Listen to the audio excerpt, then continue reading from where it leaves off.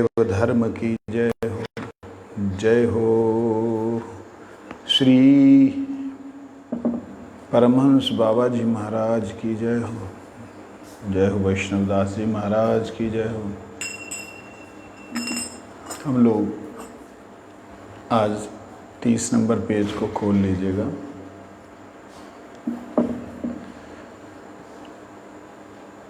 जैव धर्म का 30 नंबर पेज, तृतीय अध्याय।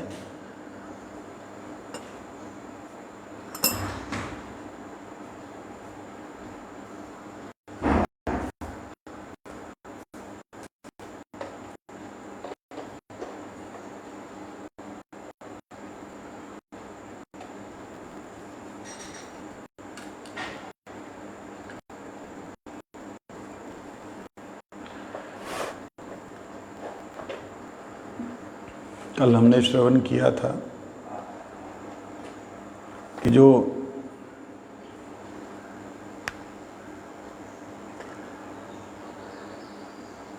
मनु महाराज इत्यादि ने जिन धर्मशास्त्रों में कर्म का वर्णन किया है, दार्शनिकों ने, जो दार्शनिक हैं, उन्होंने तर्क और विचार शास्त्र में ज्ञानाधिकार दिखलाया, और जो पौराणिक तथा विशुद्ध तांत्रिकों ने भक्ति तत्व के अधिकारगत उपदेशों का, क्रियाओं का वर्णन किया है।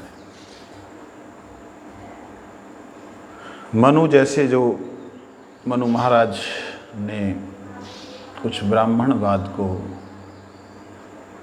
प्रोत्साहन दिया था, इसलिए भक्ति विनोद ठाकुर जी ने भी उसका थोड़ा सा लक्ष्य किया है कि मनु आदि पंडितों ने 20 धर्मशास्त्रों में कर्मा अधिकार का निर्णय किया है। मनु इत्यादि जो ऋषि हुए हैं, जो पंडित हुए हैं, उन्होंने 20 शास्त्रों में इसका अधिकार निर्णय किया है।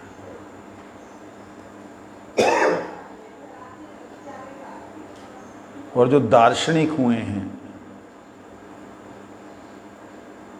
दर्शन के सिद्धांत को जो मानते हैं, उन्होंने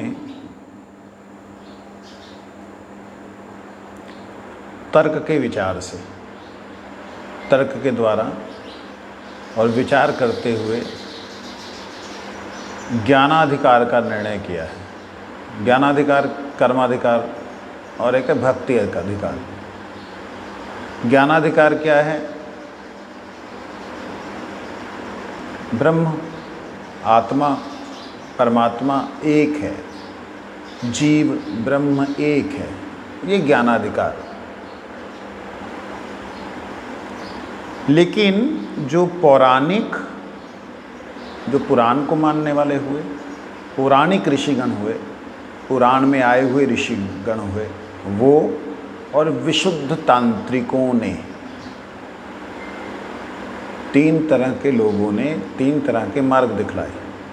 तांत्रिकों का मार्ग, विशुद्ध अंडरलाइन तांत्रिकों का जो मार्ग है, उसमें भक्ति तत्व के अधिकार का। ऐसे कौन कौन से तांत्रिक हुए हैं जिन्होंने भक्ति तत्व की बात की? वह है नारद जी। नारद पंचरात्र, नारद तंत्र, वैष्णव तंत्र, जिसमें भगवान शंकर ने तंत्र का वर्णन किया है। भगवान शंकर ने तमोगुण में भी, रजोगुण में भी, सतोगुण में भी, निर्गुण में भी तंत्रों का वर्णन किया है। तमोगुण जीवों को उठाने के लिए, रजोगुण में लाने के लिए, रजोगुण को सतोगुण में लाने के लिए, सतोगुण को निर्गुण प्रेमा भक्ति में ले जाने के लिए जो शिवजी ने वर्णन किया है, वह है शिव जी का द्वारा कथित वैष्णव तंत्र। शैव तंत्र बोल करके एक शैव तंत्र है, जिसमें अघोर की भी वर्णना है। अघोर तत्व मतलब बड़ा ही घोर होता है जो संसार। घोर क्या है? संसार। अघोर जो इस संसार से अलग हो, संसार के लोग जिसे अच्छा मानते हों उसे सबसे बुरा माने, जिसे बुरा मानते हो उसे सबसे अच्छा मान करके चले, क्योंकि संसार में कोई भी चीज़ ऐसी है ही नहीं जो अच्छी हो। इस दृष्टि से जो अघोरी लोग हैं उनका एक अलग विचार है, परंतु उसी अघोर में दो पंथ हैं, एक वाम पंथ है, एक दक्षिण पंथ है। एक वाम मार्ग है और एक वामपंथी लोग जो हैं, ये राजनीतिक लोगों की बात नहीं कर रहा, जो वाम मार्ग में चलने वाले, वाम मतलब टेढ़ा चलने वाले, सीधे हाथ नहीं चलते, उल्टे हाथ चलने वाले, कहने का मतलब ये वाम मार्गी, उल्टी तरफ से चलने वाले। जिससे फंसता है व्यक्ति उसी को करेंगे, उसी से निकलेंगे। ऐसा जो करने वाले हैं वो अघोरी होते हैं, वो वाम मार्गी होते हैं।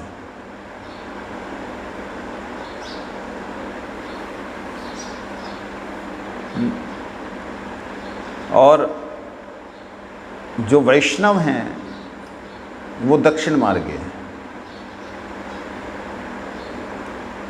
व्रत उपवास उनमें भी है, इनमें भी है। उनमें भी सुख के लिए जो शारीरिक सुख है उसका त्याग है, मगर बहुत ही घृणित कार्यों को करने का जो है उनमें वर्णन है। इसमें कहीं भी घृणित कार्य करने का वर्णन नहीं है, मगर संसारिक सुखों का त्याग है।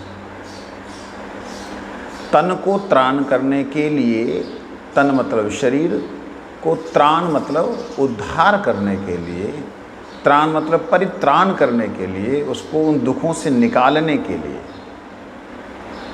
जिन सिद्धांतों को, जिन क्रियाओं को, जिन नियमों को पाला जाता है, माना जाता है, उसे कहते हैं तंत्रिक। वो है तंत्र। कल हमने इसको श्रवण किया था। उसके बाद में हमने मीमांसकों की बात सुनी। उन शास्त्रों के नवीन मीमांसकों ने, जो ऊपर के तीनों शास्त्र हैं, उनके जो नवीन नए जो मीमांसक हैं, जो मीमांसा करने वाले, जो उनका निर्णय करने वाले, निचोड़ निकालने वाले, उन्होंने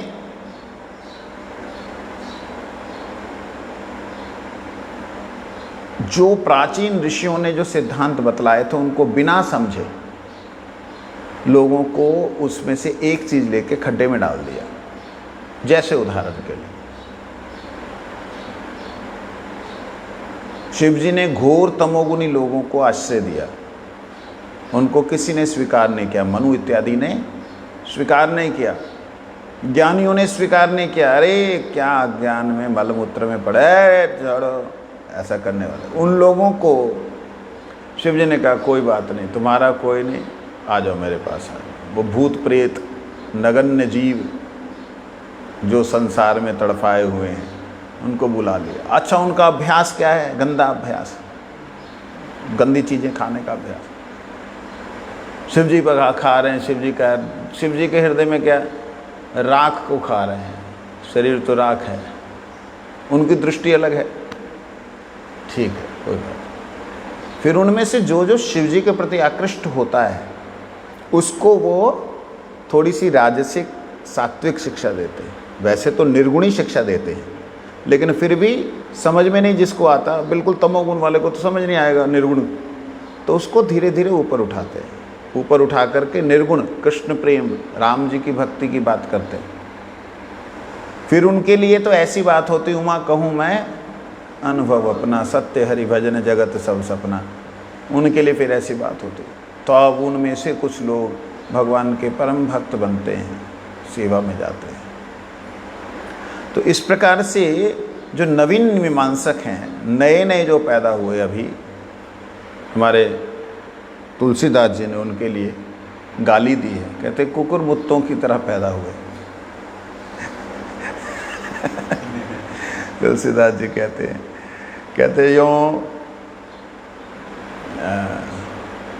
जब बारिशों में जिस प्रकार से सदपथ ढक जाते हैं, जो सदमार्ग होते हैं, सही मार्ग होते हैं, बारिशें होती हैं तो खूब घास फास हो जाती है, वो रास्ते ढक जाते हैं। कहते ऐसे ही सदमार्ग जो है रास्ते ढक गए और मेढकों के द्वारा बनाए हुए रास्ते पे लोग चल रहे हैं। ये चीज़ तो यहाँ पे गाली दी उन्होंने। और कहते हैं ये नवीन मीमांसक लोग, जो नए मीमांसक लोग, इसमें से जैसे हमारे नाम बोला जाए तो थोड़ा सा तकलीफ़ हो सकती है लोगों को, लेकिन कई हमारे ऐसे आज के आधुनिक मीमांसक हुए, दिखने में वो बड़े धार्मिक दिखाई देते थे, परंतु उन्होंने जो गीता जी को या रामायण जी को एक साधारण मनुष्य के या असाधारण व्यक्तित्व के हिसाब से देखा, अति मानव के हिसाब से देखा, भगवत दृष्टि से नहीं देखा, वो है नवीन मीमांसक। ये जैसे महात्मा गांधी हो गए, सर्वपल्ली राधाकृष्णन हो गए, और रमन हुए थे ना, एक साइंटिस्ट रमन। तो इस प्रकार से जो हैं बहुत से मीमांसक हुए हैं, अच्छे वैज्ञानिक लोग हैं, मीमांसा करने वाले लोग हैं, ऐसे साधारण लोग नहीं। उन्होंने गीता जी को एक अलग दृष्टि से देखा। जो दृष्टि गीता जी स्वयं दिखला रही हैं उसको ना देख करके, जो वो नहीं दिखलाना चाह रही, जिसे दबाना चाह रही हैं, उसे दिखलाया उन्होंने। ये भी बात गीता में लिखी है, देखो, मां मनुस्मरण युद्ध। एक बार हुआ था ऐसे दिल्ली में, गुरु महाराज जी जो है वहाँ कथा कर रहे, तो एक वक्ता आए, उन्होंने बोला देखो ये मजीरे और ये कीर्तन और करताने से कुछ नहीं होगा, गीता का सार क्या है? गीता का सार है युद्ध से विमुख हुए अर्जुन को युद्ध की तरफ प्रेरित करना, यही गीता का सार है। आप देखिए गीता का सार समझने के बाद में अर्जुन ने क्या किया, युद्ध किया। इसलिए भगवान गीता में एक ही श्लोक जो है मुख्य है, मां मनुस्मरण युद्ध च। वो बड़ा वो करके बोल के चला गया। उसके बाद में गुरु जी ने देखा इतने दिनों से हम लोगों को हरि कथा सुना रहे, भक्ति मार्ग की बात कर रहे, आके जैसे बोल के चला गया। तब गुरु जी ने बोला, वो बैठे थे, गए नहीं थे अभी, गुरु जी कहते ये जो बात आपने कही ये सही है, गीता की ही बात है, लेकिन उसी गीता जी की बात का सर्व सार निचोड़ क्या है?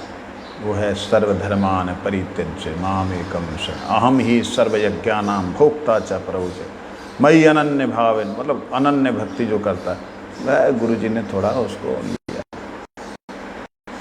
अब बड़े थे वो, बुजुर्ग, ठीक है। कहने का मतलब ये नवीन मीमांसकों ने जो हमारे शास्त्र थे, उन शास्त्रों में जो बात अभी आज ही मैं एक पढ़ रहा था कि तुलसीदास जी ने संपूर्ण रामायण में कहीं भी किसी स्त्री का अपमान नहीं किया। हमारे परम पूजनीय प्रातः स्मरणीय श्री रामभद्राचार्य जी महाराज, उन्होंने इस बात को खोल के कहा।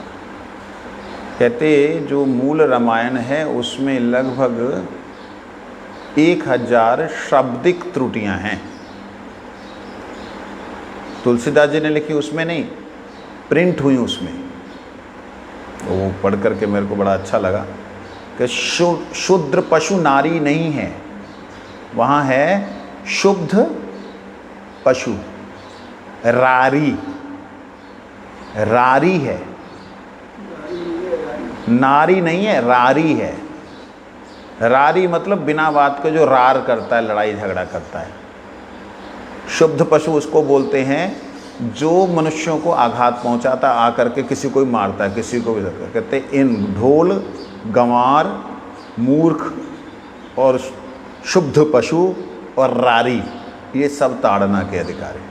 कहते ये था, लेकिन कहीं पे मिस्टेक हुई है और वो प्रिंटिंग में मिस्टेक होने से सारा गड़बड़ कर दिया।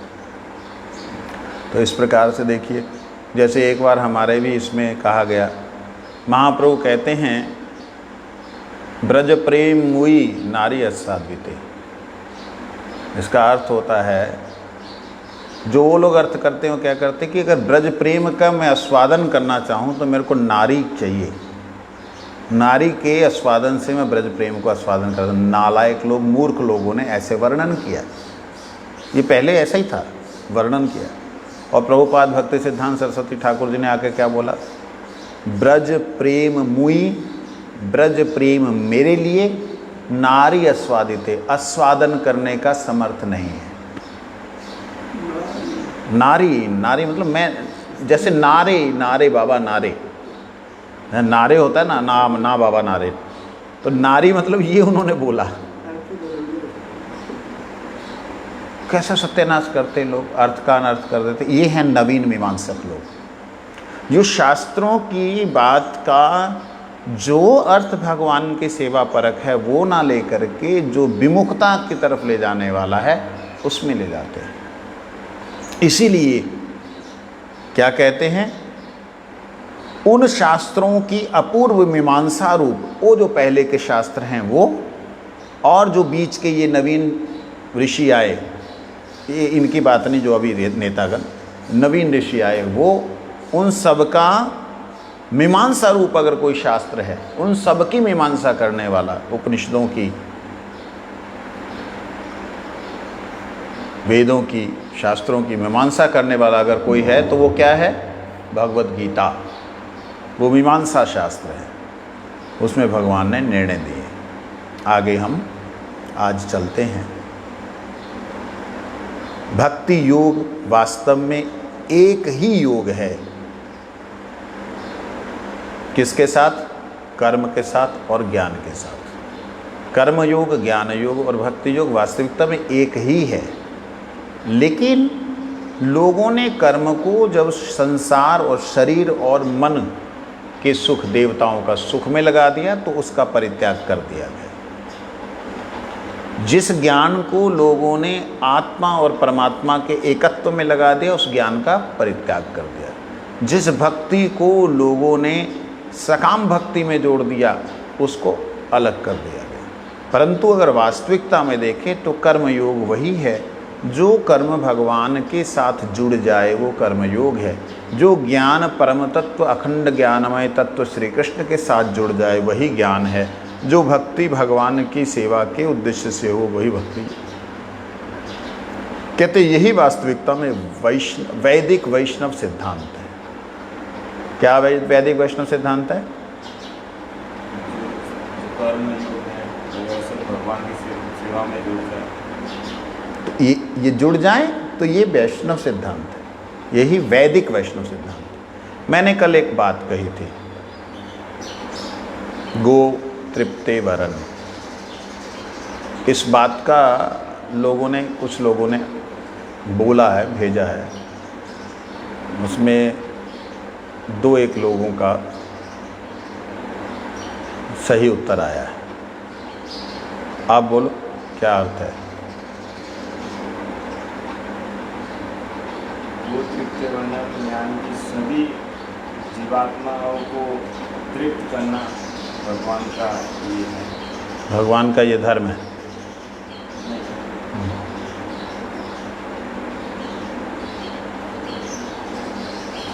स्वामी जी बोलिए।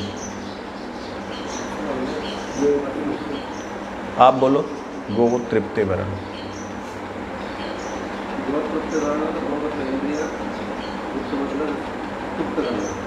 हाँ, इंद्रियों को तृप्त करना क्या? शरणागति के अंदर है ये गो तृप्ते वरण। भगवान का भजन करने से गो तृप्ति होगा। भजन ना करे, दूसरे वासना में नहीं जाते। 6 प्रकार की शरणागति है। दैन्य, आत्मनिवेदन, गोप्तृप्ते वरण, अवश्य रक्षिवे कृष्ण, विश्वास पालन, भक्ति अनुकूल मात्र कार्य स्वीकार, भक्ति प्रतिकूल भाव, भजन अंगीकार। वैदिक वैष्णव जो सिद्धांत है यही वास्तविकता में भक्ति का सिद्धांत है। भक्ति शरणागति के बिना नहीं होती, और शरणागति जो है वह 6 प्रकार की है।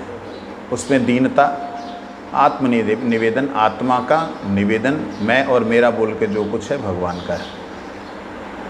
फिर उसके बाद गोप्तृप्तिवरण। तो गोप्तृप्तिवरण क्या होता है? इसकी बात का आप बोल रहे हैं, थोड़ा उसको और खोल दीजिए, क्लियर आ जाएगा। सही दिशा में थे आप, बोलिए। भगवान भगवान को समर्पित करना है। समर्पित करना। आप अपनी इंद्रियों की तृप्ति जो है भोग संसारिक भोग की बजाय भगवान के भजन से तृप्त हो। भगवान के भजन से तृप्त हो। आप बोलेंगे। कल को 2-3 लोगों ने इसी प्रकार से बोला, परंतु क्या है भजन से तृप्त होना, इसे थोड़ा आज अच्छे ढंग से समझ लें।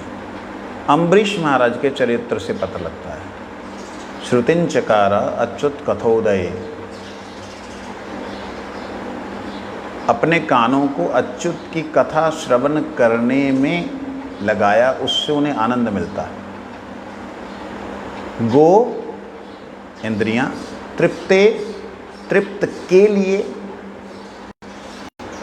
इंद्रियों की तृप्ति शब्द का ते लग गया वहां, तृप्ते।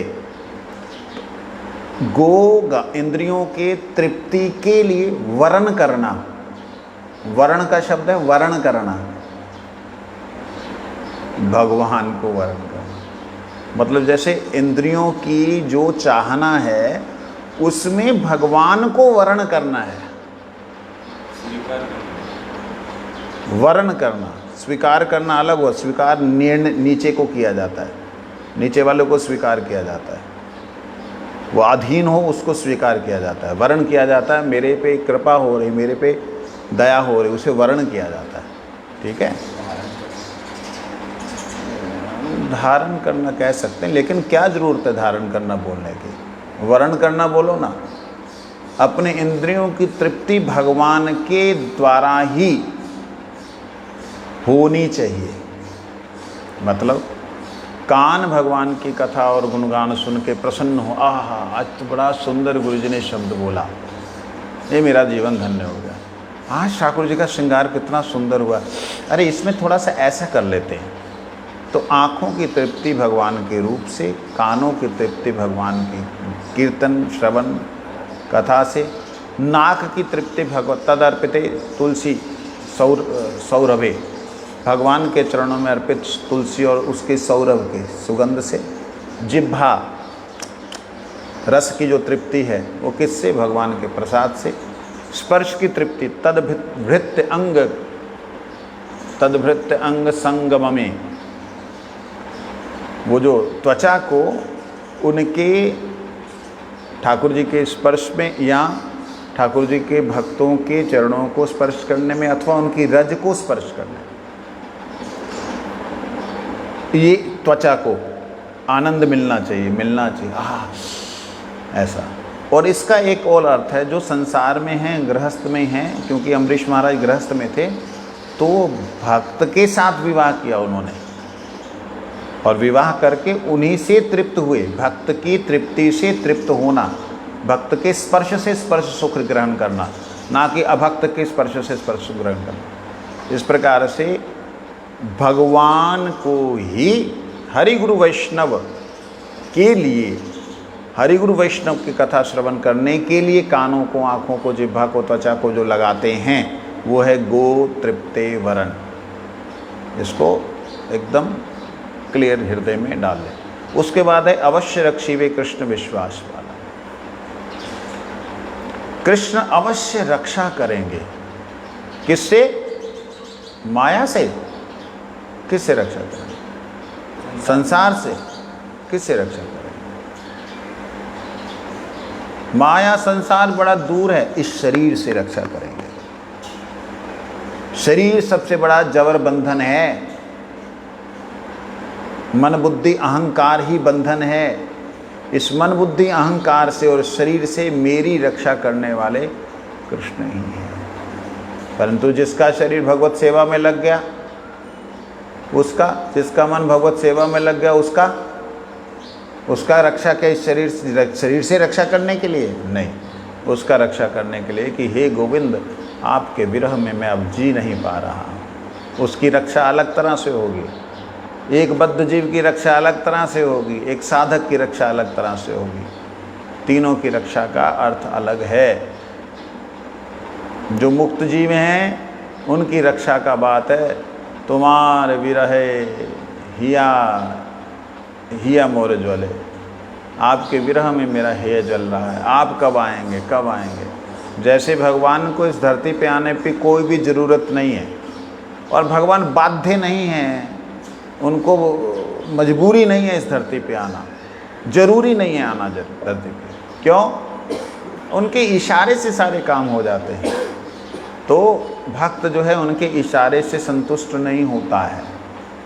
जो और एकदम श्रेष्ठ उत्तम भक्त होता है उनके इशारे से संतुष्ट नहीं होता है, उनके किसी कार्य को कर देने से संतुष्ट नहीं होता है। वो कहता है कि आपके बिना तो कुछ भी नहीं अच्छा लगता, काहे को ये सब कार्य कर रहे हो भाई, हम तुम्हें चाहते हैं। ऐसे मरने वाला कोई ज़िंदगी चाहता हो जैसे, ऐसे चाहिए आप। ऐसा मतलब मछली जैसे जल के बिना तड़पती है, ऐसी तड़पन जब भक्त की होती तो उसकी रक्षा कैसे करेंगे? दर्शन दे के। एक की रक्षा उसको विषय दे के, संसार की ज़रूरतें हैं। एक की रक्षा माया से हटा करके, एक की रक्षा शरीर के द्वारा मन से उसको निर्लिप्त करके, और एक की रक्षा अपना दर्शन देके। ये भगवान डिफरेंशिएशन नहीं है भगवान के अंदर। भगवान का यथा जे यथा प्रपतन्ते, जैसा जिसका मेरा भजन करता है, जितना करता है, जिस प्रकार से करता है, उसको समान रूप से वैसा ही मिलता है। ये बात है। माया मुग्ध जीव, आज हम आगे पढ़ रहे हैं, थोड़ा ध्यान दीजिएगा। माया मुग्ध जीव को, ये 31 नंबर पेज के द्वितीय पैरे पे, माया मुग्ध जीव को पहले ही कर्म का आश्रय ग्रहण करना पड़ता है, इसके बाद कर्मयोग और ज्ञान योग, अंत में भक्ति योग को ग्रहण करना पड़ता है। माया मोहित जीवों को जब तक कोई एक सोपान ना दिखा दिया जाए तब तक वे किसी प्रकार भी ऊंचे भक्ति मंदिर तक उठ नहीं सकते। जो माया में फंसे जीव हैं, माया से मोहित जीव हैं, उनको धीरे धीरे पहले कर्म, भाई अच्छे कर्म करो, कर्म से फिर ज्ञान, क्या कर्म कर रहे हो, किसके लिए कर रहे हो, स्वर्ग कहाँ है, क्या मोक्ष है, स्वर्ग के कहाँ चक्कर में पड़े, मुक्ति प्राप्त करो। मुक्ति प्राप्त कौन सी मुक्ति? आत्यंतिक मुक्ति। अत्यंत मुक्ति मतलब भगवान की भक्ति,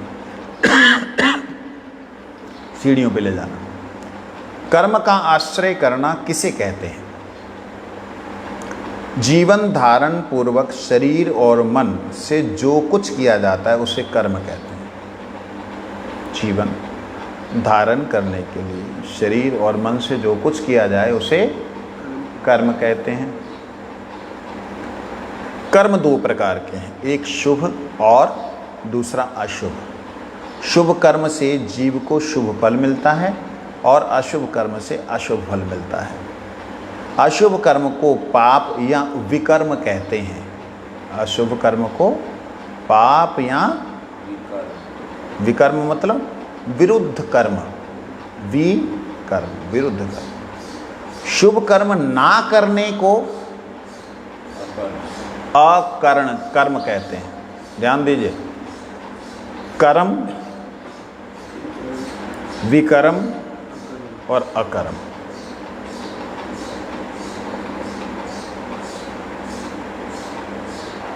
ये दोनों ही बुरे हैं। कौन से? विकर्म और अकर्म। शुभ कर्म करना ही उत्तम है। शुभ कर्म भी 3 प्रकार के हैं, अच्छे कर्म भी 3 प्रकार के हैं। कौन कौन से? नित्य, नैमित्तिक और काम्य। नित्य भक्ति वाले कर्म जो भगवान की सेवा में लग जाएं। नैमित्तिक कर तो रहे हैं भक्ति लेकिन उद्देश्य कुछ और है।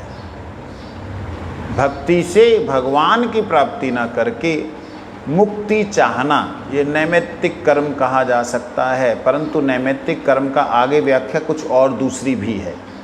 और तीसरा है काम्य कर्म। अब कहते हैं काम्य कर्म सर्वथा स्वार्थ से परिपूर्ण होने के कारण हेय है।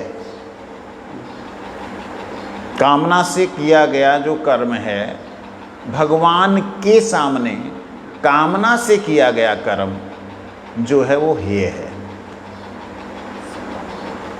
जिसे सकाम कर्म कहते हैं, वो नित्य और नैमित्तिक कर्मों का उपदेश शास्त्रों में दिया गया है। नित्य कर्म और नैमित्तिक कर्मों का हेयता और उपादेयता के विचार से शास्त्रों में नित्य और नैमित्तिक और काम्य कर्म को ही कर्म कहते हैं। कहते हेयता और उपादेयता। हेयता मतलब हीन कर्म, और उपादेयता मतलब जो आपको कुछ देने वाला है। देयता जो आपको थोड़ा नज़दीक ले जा कर के देने वाला है, थोड़ा बुला के नज़दीक देने वाला। उपादेय, उपादेय का दूसरा अर्थ होता है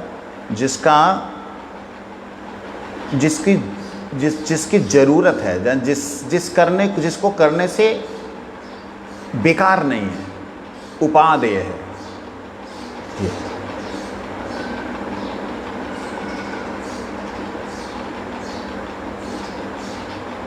अकर्म और कुकर्म कर्म नहीं कहे गए हैं।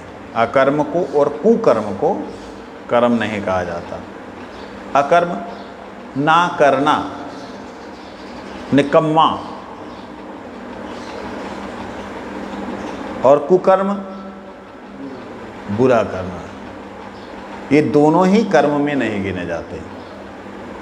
इस तरह जब काम्य कर्म को ही हे समझकर त्याग दिया गया है, जब काम्य कर्म को ही हे समझकर त्याग दिया गया है, तब नित्य और नैमित्तिक कर्म ही कर्म हैं। मतलब यहाँ तक कि अकर्म और विकर्म अर्थात कुकर्म को तो कर्म कहते ही नहीं है। यहाँ तक कि कामना युक्त कर्म को भी जहाँ पर हे कह के छोड़ दिया गया, तो फिर बचा क्या? फिर दो कर्म बचे, नित्य और नैमित्तिक कर्म।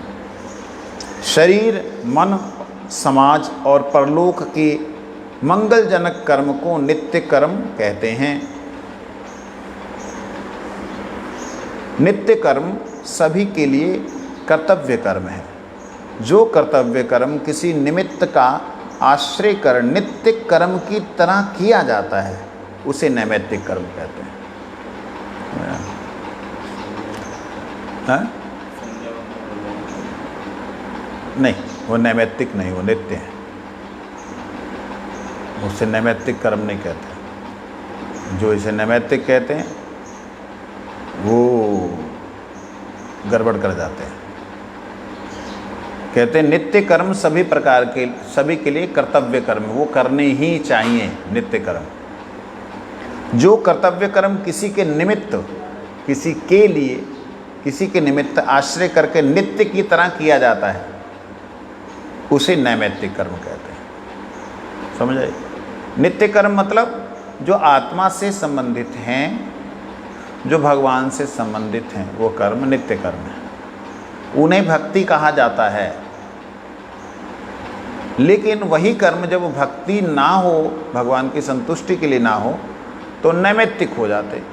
जैसे संध्या करना, वंदना करना, पालनीय का पालन करना, अपने जो हमारा घर में जिनको हमने पालना है उनको पालन करना, ये सभी नित्य कर्म हैं जो हमको पालन करने चाहिए। कर्म, व्रत इत्यादि, उपवास इत्यादि जो हम पालन करते हैं, उन पालनियों को पालना, संध्या वंदन इत्यादि करना, ये हमारे कौन से कर्म हैं?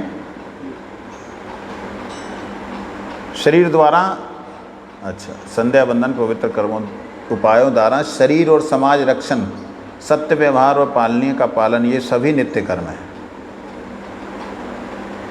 शरीर और समाज का रक्षण करना, सत्य व्यवहार करना और पालनीय का पालन करना, ये सभी नित्य कर्म हैं। इसको खोला जाए या नहीं? क्लियर ही है? क्लियर है। पालनीय का पालन मतलब जो जैसे हमारे बुज़ुर्ग हैं उनकी सेवा करना, और जैसे हमारे बालक हैं, बच्चे हैं, उनका ध्यान देना, जैसे शिष्य हैं उनका ध्यान देना, पालन करना, जैसे बुजुर्ग संत हैं उनकी सेवा करना, ये वास्तविकता में ये नित्य ही हैं। मतलब इनको कर्तव्य कर्म परंतु प्रभु को समर्पित कर्म है ये, इसलिए इन्हें नित्य कहा है। परंतु आगे मृत माता पिता के प्रति कर्तव्य का आचरण आदि और पाप उपस्थित होने पे प्रायश्चित इत्यादि, ये सारे के सारे नैमित्तिक कर्म हैं।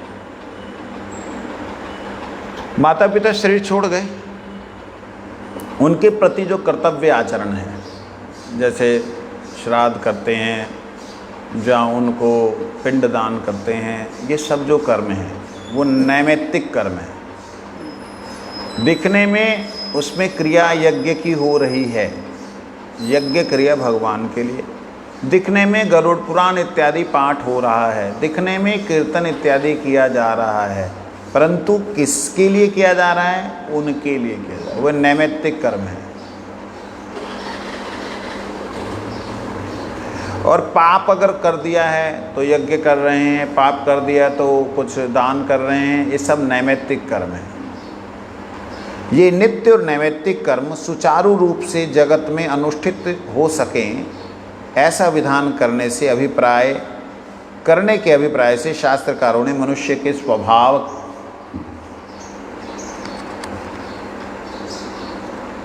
और उसके स्वाभाविक अधिकार का विचार वर्णाश्रम नाम से एक धर्म की व्यवस्था की है।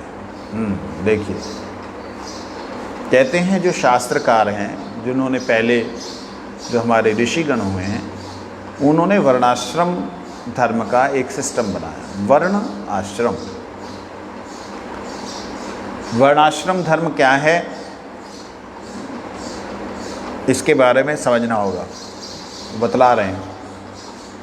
इस व्यवस्था का अभिप्राय यह है कि कर्मों का अनुष्ठान करने योग्य मनुष्य स्वभावतः 4 प्रकार के होते हैं। कर्मों का अनुष्ठान, कर्मों को करने का जो तरीका है, उस तरीके को पूरी तरह पालन करने वाले 4 तरह के लोग हैं।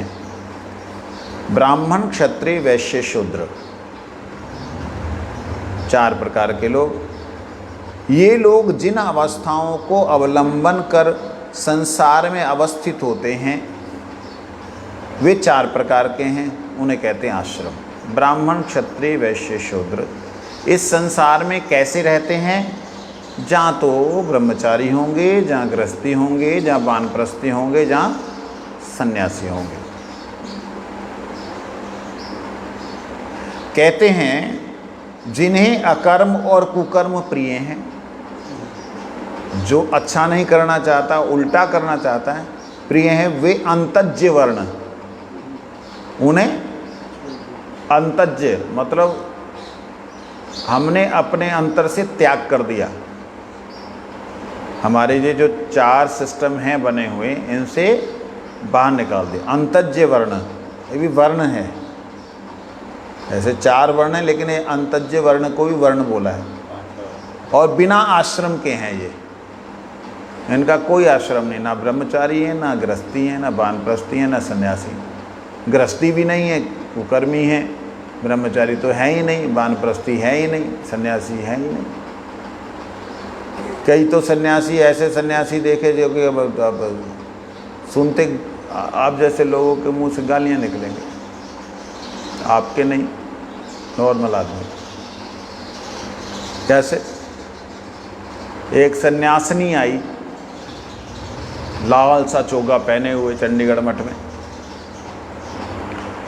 और हमारे एक महात्मा परम गुरु जी के शिष्य, वो थोड़ा मजाक करते हैं, हर किसी से मजाक कर लेते। तो आप ऐसा कपड़ा पहना हुआ है? कहते हाँ हम सन्यासी। अच्छा हम भी सन्यासी। वो सन्यासी नहीं थे, ब्रह्मचारी, वाइट ड्रेस थी उनकी। हम भी सन्यासी। अच्छा तो अच्छा आपके सन्यास में क्या छोड़ना होता है? इन्होंने पूछा, महात्मा ने, आपके सन्यास में आपको क्या छोड़ना होता है? कहते हमारे सन्यास में कुछ पकड़ा ही नहीं, छोड़ना क्या?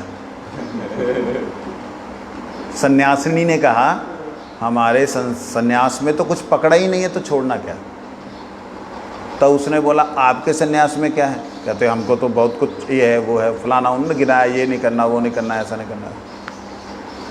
तो कहते फिर आप किसे छोड़ना नहीं तो फिर सन्यास क्या हुआ? कहते सन्यास ही ये है कि आपने जब पकड़ा ही नहीं है तो छोड़ना किसको है? उसने बोला, उस सन्यासिनी ने। कहते मतलब, कहते हमारे यहाँ सन्यास का मतलब है जो जिसको चाहिए वो दे दो, जो तुम्हारे पास है देने के लिए वो दे दो। कहते समझा नहीं। कहते मेरे से अगर किसी को सुख मिल रहा है तो वो सुख उसका है, वो समझे नहीं कि ओशो के चेले हैं रजनीश के। बाद में बोला ये क्या लॉकेट पहन रखा है, लॉकेट देखा ओशो का, रजनीश का। क्या शिक्षा दी, देखो कैसा सन्यास, कि तुम्हारा साथ में अगर तुम्हारे शरीर से किसी को सुख मिल रहा है तो उसके लिए शरीर प्रस्तुत कर दो, और दूसरे को भी अगर किसी तीसरे से सुख मिल रहा है वो भी अर्पित कर दे। ऐसे कुकर्म को प्रोत्साहन देने वाले लोग, इनको अंतज्य कहा गया है। इन नाम के सन्यासी सन्यास के ऊपर कलंक हैं। सारे सिस्टम को ध्वस्त कर, सारे सिस्टम को ध्वस्त किया इन्होंने। वो उनका कहना था कि पशु जो है वही मुक्त है। कहते क्यों, उसका कोई कर्म बंधन नहीं है। कहते देखो कौन बकरी को देखता है, कैसी दुर्बुद्धि है, हैं? हाँ, और मैं, आप हैरान रह जाएंगे इस बात को सुन के। गुरुजी एक जगह गए, वहाँ पे सभी विष्णु महाराज और शर्मा जी शायद साथ में थे। ये लोग विदेश में गए, वहाँ एक जगह इनके आश्रम में निमंत्रण किया, भी चलो संत आए हैं ओशो के आश्रम में। वहाँ गए, आप हैरान हो जाएंगे, एक धागा नहीं किसी के शरीर पे, और सैकड़ों लोग इधर उधर लेटे हुए हैं। तो इन्होंने जाकर के अंदर थोड़ा, वे गुरुजी के सामने ऐसे लोग रहेंगे तो मुश्किल है, तो फटाफट अंदर जाकर के हल्ला किया कि भी एक संत आ रहे हैं, प्लीज़ टॉवल ले लीजिए। लोगों ने टॉवल लिए। आप सोचिए कि कैसी पशु वृत्ति को लोग मुक्त अवस्था समझ रहे हैं। ये पाश्विक वृत्ति है। निश्चित रूप से जान लो कि तुमने पशुओं की वृत्ति अवलंबन की है, मरने के बाद पशु ही बनना पड़ेगा।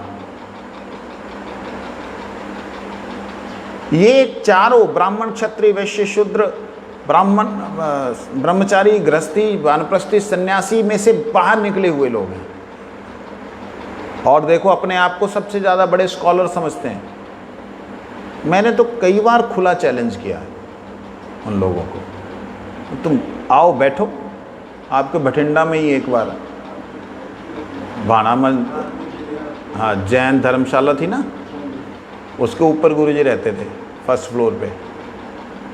तो वहाँ पर भी ऐसे हुआ, हम लोग नीचे खड़े थे तो ऐसे चोगे पहने हुए आ गए। मैं उनका लॉकेट दूर से देख लिया, तो मैंने उसके बारे में उल्टा सीधा बोलना शुरू किया।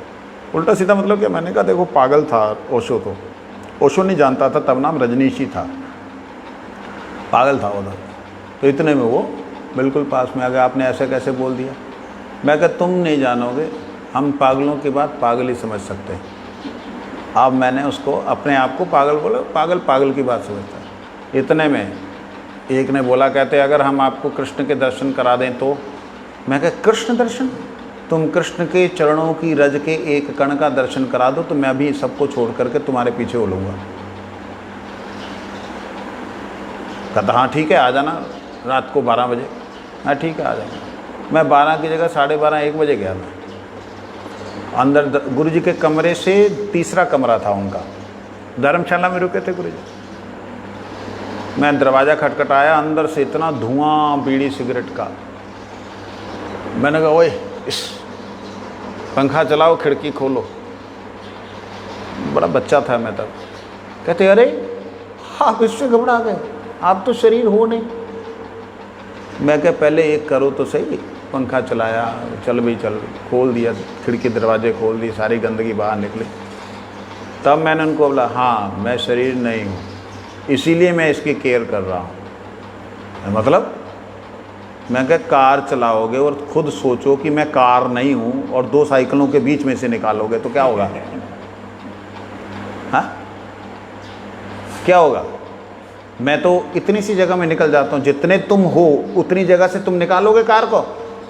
ये वाहन है भाई, वाहन सुरक्षित रहेगा तो व्यक्ति सुरक्षित रहेगा। तुम ये धुआं उड़ा रहे हो।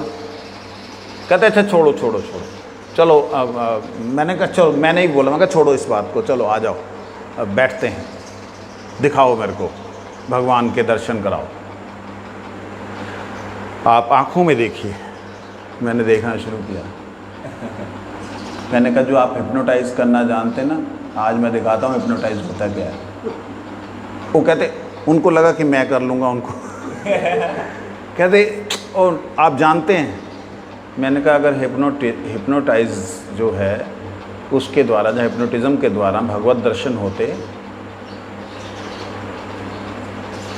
तो मूर्ख तो बनाया जा सकता है, भगवत दर्शन नहीं होता। मैं कहा मैंने जिस चरण रज का दर्शन किया है ना, मेरे को इतना बड़ा अनुभव है उसका, उसके कारण से मैंने आपको चैलेंज किया। आओ बैठो बैठो, आओ आओ आओ। 3-4 लड़के लड़कियां थी, 2 लड़के थे शायद, 2 लड़कियां थी। ऐसे बैठो बैठो बैठो, चलो बैठो मैं करता हूँ। वो कहते नहीं नहीं नहीं नहीं, नहीं, नहीं। उनको लगा भाई बाबा जी है कुछ कर देगा, मैं जानता ही नहीं था तो कुछ भी नहीं जानता था, घबरा गए। मैंने कहा जिनके चरणों की रज को प्राप्त करके मैं इतना कॉन्फिडेंस से आपसे बात कर रहा हूँ, वो मेरे गुरुदेव हैं। कहते वो भगवत, मैंने भगवत गीता तुम लोग जानते भी नहीं। मैं कहा वो तो पागल था, अब मैंने अच्छा इंजेक्शन दिया। पागल था, उसने किसी भी बात को स्वीकार नहीं किया,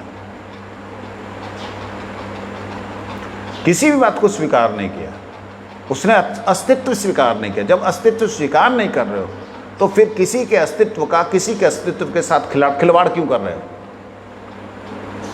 तुम जब अस्तित्व मतलब व्यक्ति को नहीं मान रहे हो, सिर्फ ये एक कॉन्शियसनेस है, कॉन्शियसनेस में विलीन हो जाएगी तो सब खत्म हो जाएगा। अरे मूर्ख, कॉन्शियसनेस अगर है तो why that is individual for every one person, and every individual consciousness is individual personality, is individual reality, individual realization. Why? It should be understand.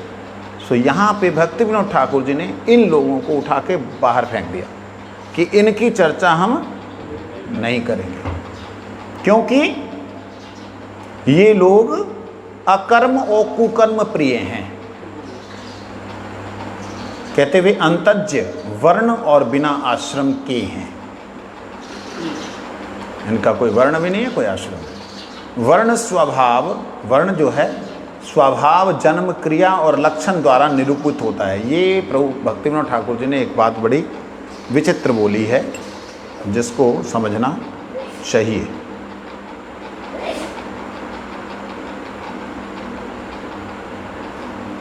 जहाँ केवल जन्म के द्वारा ही वर्ण निरूपित होता है, वहाँ वर्णाश्रम के मूल तात्पर्य की हानि ही एकमात्र फल होता है। देखिए कहते हैं वर्ण ब्राह्मण क्षत्रिय वैश्य शूद्र, ये जो है जन्म स्वभाव के द्वारा, जन्म के द्वारा, क्रिया के द्वारा और लक्षण के द्वारा ही निरूपित होता है कि ये ब्राह्मण है, ये क्षत्रिय है, ये वैश्य है। लेकिन जहां पर केवल जन्म के द्वारा वर्ण का निर्णय किया जाता है, वहां कहते हैं वर्णाश्रम के मूल तात्पर्य, जो उसका मूल लक्ष्य था वर्णाश्रम का, उसकी हानि हो जाती है। अब यहां पे एक बात है, आगे कहते हैं विवाहित अवस्था और अविवाहित अवस्था, विवाहित अवस्था और अविवाहित अवस्था, और स्त्री संग के त्याग के बाद वैराग्य की अवस्था, इन अवस्थाओं के अनुसार आश्रम निर्दिष्ट हुए हैं। आश्रम कैसे बने हैं? एक तो विवाहित अवस्था गृहस्थ, एक अविवाहित अवस्था ब्रह्मचारी, और एक स्त्री संग का त्याग वैराग्य। अविवाहित अवस्था में सन्यासी भी होते हैं, ब्रह्मचारी और सन्यासी, और उसका है एक स्त्री संग का त्याग करके वैराग्य की अवस्था। ये 3 अवस्थाओं के द्वारा ही वास्तविकता में आश्रम निर्णित हुए हैं। विवाहित अवस्था को गृहस्थाश्रम कहते हैं, अविवाहित अवस्था को ब्रह्मचारी अथवा सन्यासी आश्रम कहते हैं। स्त्री संग ब्रह्मचारी अवस्था को अविवाहित अवस्था ब्रह्मचारी है, और स्त्री संग से विरक्त होने की अवस्था को वानप्रस्थ और सन्यास कहते हैं। सन्यासी जरूरी नहीं है कि ब्रह्मचारी होगा। जिसने स्त्री संग छोड़ दिया वो सन्यासी हो सकता है। ब्रह्मचारी से डायरेक्ट भी सन्यास में कूद सकता है हमारी तरह। और विधि है, ब्रह्मचारी है 25 साल तक 30 साल तक ब्रह्मचारी रहा, उसके बाद गृहस्थ में जा सकता है। ये शास्त्र का विधान है, नियम है। ब्रह्मचारी जो है, आप लोग कई बार देखते हो कि फलाना ब्रह्मचारी घर चला गया और पतन हो गया, ये ना, ये विधि है। ब्रह्मचर्य के बाद गृहस्थ, गृहस्थ के बाद वानप्रस्थ, वानप्रस्थ के बाद संन्यास, ये विधि है। आपने जैसे वानप्रस्थ लिया, दादू जी ने वानप्रस्थ लिया, अब संन्यास की अवस्था है, क्योंकि 70 के बाद में संन्यास, 50 से समझो 15 साल या 20 साल तक वानप्रस्थ। ऐसा एक सिस्टम है, 25। लेकिन अगर 25 पे को नहीं चल रहा है, चलो 30 पे शादी हुई तो 30 के बाद 25 साल संसार में रहना होगा, 55 साल, ऐसे करके कहते हैं। अविवाहित ब्रह्मचारी आश्रम है। अच्छा, सन्यासी सर्वश्रेष्ठ आश्रम है और ब्राह्मणी सर्वश्रेष्ठ वर्ण है। सन्यास सर्वश्रेष्ठ आश्रम है, ब्राह्मण सर्वश्रेष्ठ वर्ण। किसी ने बोला कि सन्यास से भी श्रेष्ठ गृहस्थ है, ऐसा बोला, बहुत लोग बोलते हैं, कुछ सन्यासी भी बोलते हैं जी सारे सन्यासी ब्रह्मचारी वानप्रस्थी को कौन खिलाता है जी? आप लोग आप गृहस्थी लोग ही तो पालते हो सबको, गृहस्थ आश्रम सर्वश्रेष्ठ, ऐसा बोलते क्यों?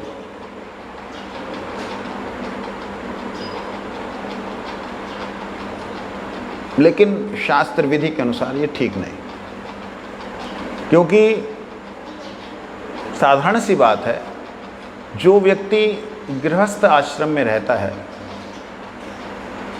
बच्चों को जन्म देने के अलावा अगर वह अपने सुख के लिए संबंध बनाता है, उसका पाप ब्रह्म हत्या पाप है। क्यों? वो अपने ब्रह्म तेज को, उसके अंदर जो ब्रह्म तेज है, उस ब्रह्म तेज को और पृथ्वी तेज, जो स्त्री का पृथ्वी तेज है, इस दोनों तेजों को नष्ट कर रहे होते हैं। ब्रह्म तेज को नष्ट करना मतलब एक ब्राह्मण की हत्या के बराबर है। वो पापों का उसका निराकरण कैसे हो सकता है? एक ही उपाय है उसका, कि वो वानप्रस्थी जो कि इस संसार के सुख को छोड़ करके आगे निकल गया है, उसके ऊपर श्रद्धा करके उसकी सेवा करे।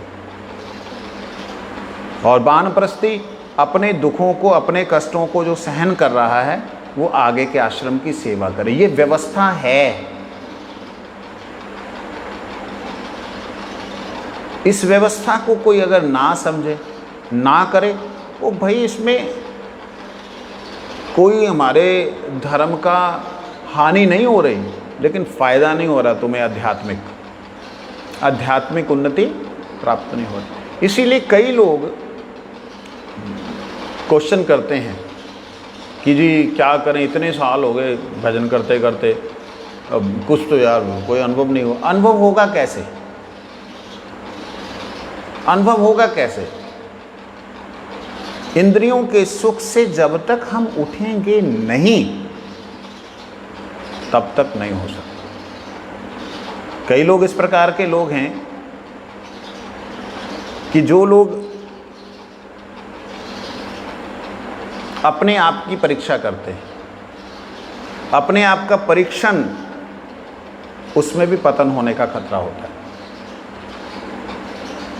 ये मैं खुद का अनुभव बोल सकता हूँ।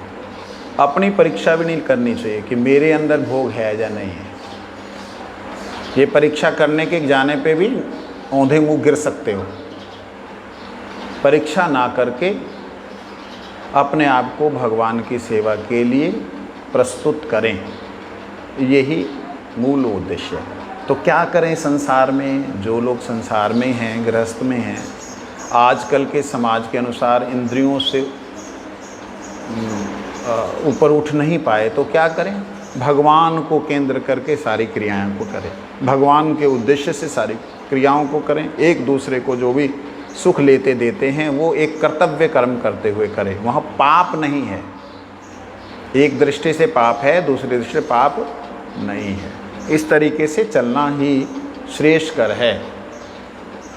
अगला जो है कल को हम श्रवण करेंगे जैव धर्म के 3 अध्याय का श्लोक वर्णाश्रम धर्म, वर्णाश्रम, वर्ण नाम आश्रम। यहाँ से हम शुरू करेंगे वर्णानाम आश्रम, इसको इस श्लोक से शुरू करेंगे। वंशा कल्पतरुष कृपा संपत्ता नाम पावन।